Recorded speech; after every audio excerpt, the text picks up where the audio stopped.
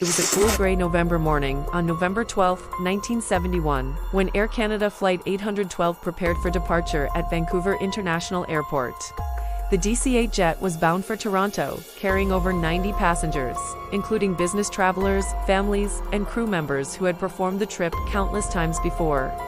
No one on board could have imagined the harrowing ordeal they were about to face.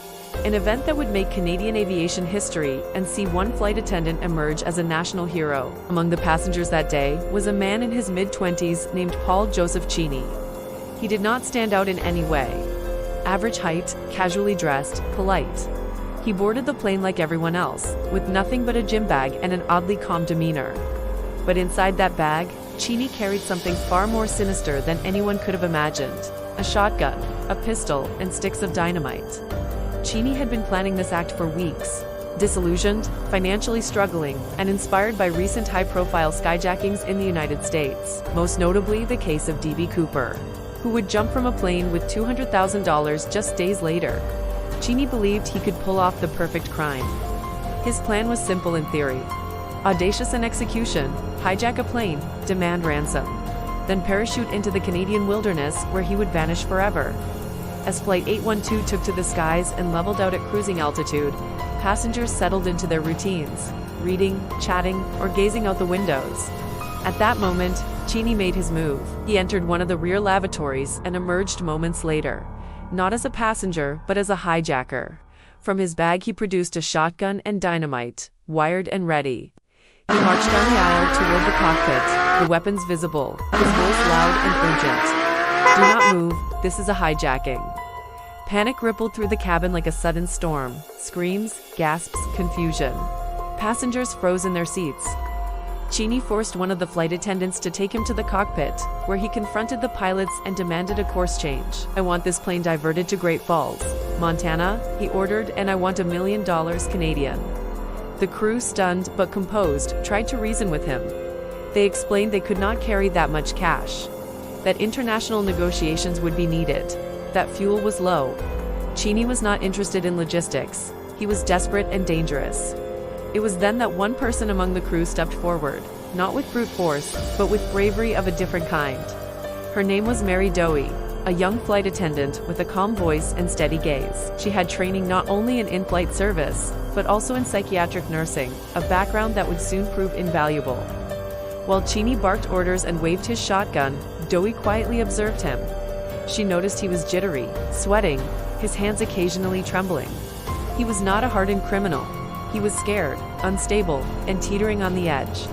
Mary began to speak with him gently, asking questions in a calm, measured tone. "What is it you really want, Paul?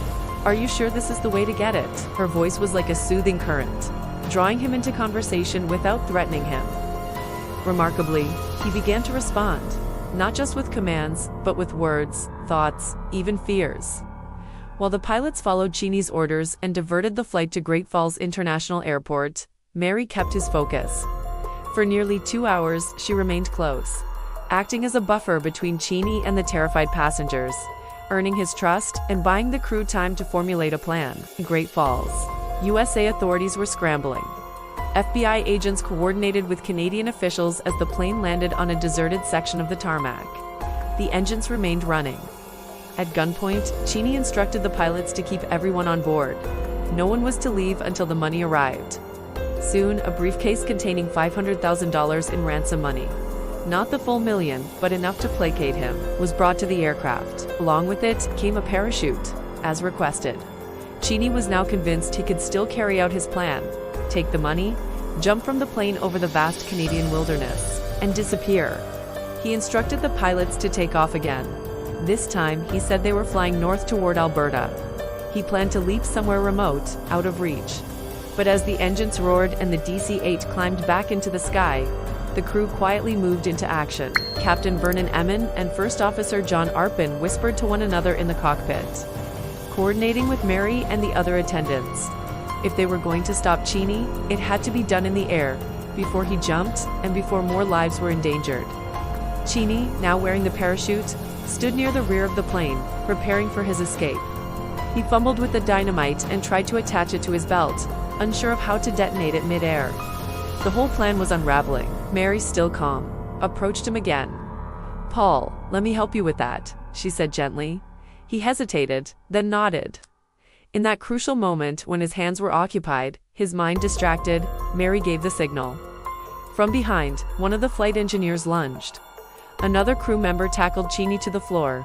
The shotgun clattered across the cabin. A brief, violent struggle ensued, with Cini shouting, fighting, trying to reach the dynamite. But he was outmatched.